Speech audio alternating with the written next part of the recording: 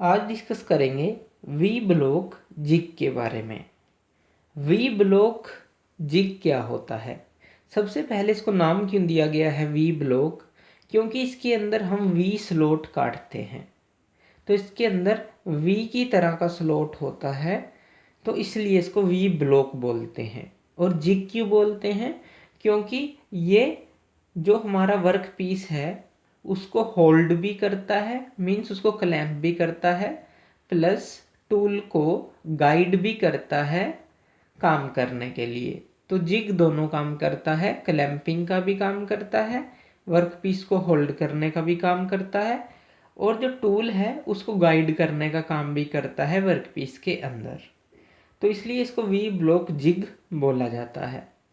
यहाँ पे फिगर दिखाई गई हैं इसको समझने के लिए। तो हमारा जो वी ब्लॉक है इस तरह का होता है, उसके अंदर इस तरह का एक वी स्लॉट कटा होता है, इस तरह का वी स्लॉट कटा होता है। और ये हमारा मेनली अगर ये लार्ज साइज में है तो हम इसको कास्ट आयरन का बनाते हैं। अगर ये छोटा है, अगर स्मॉल साइजेस में हमें यूज़ करना है तो हम इसको स्टील का भी यूज़ कर सकते हैं, लेकिन लार्ज साइजेस के लिए हम इसको कास्ट आयरन का बनाते हैं।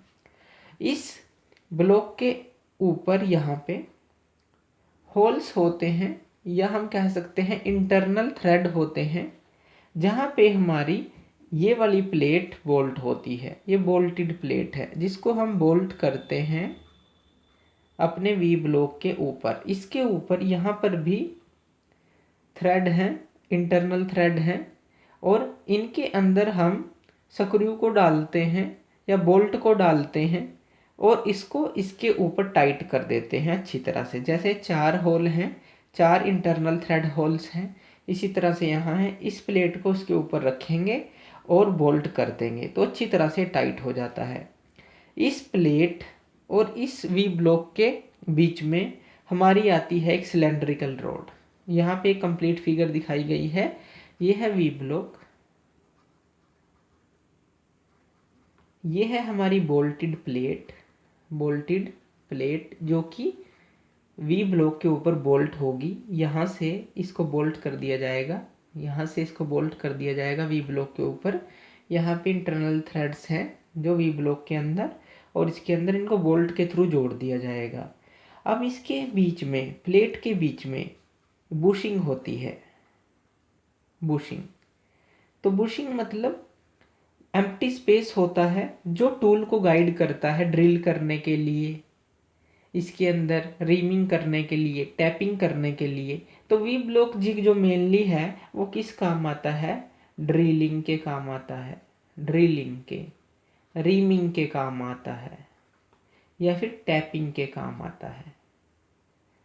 तो इस तरह से ड्रिलिंग, बोरिंग, रीमिंग, टैपिंग के काम आता है हमारा वी ब्लॉक।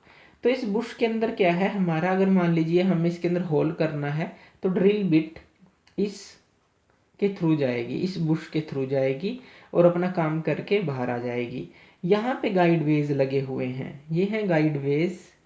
यहाँ पे जो हमने ये जगह बनाई है, ये टेबल के ऊपर मूव कर सकता है, आगे पीछे की तरफ मूव कर सकता है। तो ये स्पेस बनाया है जिससे वो गाइड वेज के ऊपर मूव कर सकता है ये चीज़। और जब ये मूव करेगा तो हम बुशिंग की हेल्प से फटाफट होल इसके अंदर क्रिएट कर सकते हैं।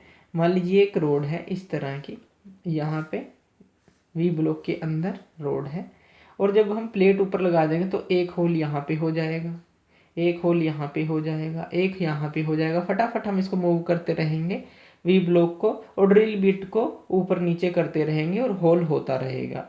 जितनी बुशिंग होगी प्लेट के अंदर तो उतने होल हम क्रिएट कर सकते हैं। इसी तरह से 4 या 5 जितनी भी बुशिंग होगी हम फटाफट से स्पीडली होल को क्रिएट कर सकते हैं किसी भी रोड के अंदर, किसी भी पाइप के अंदर, या उसके अंदर रिमिंग कर सकते हैं, या इसके अंदर टैपिंग कर सकते हैं।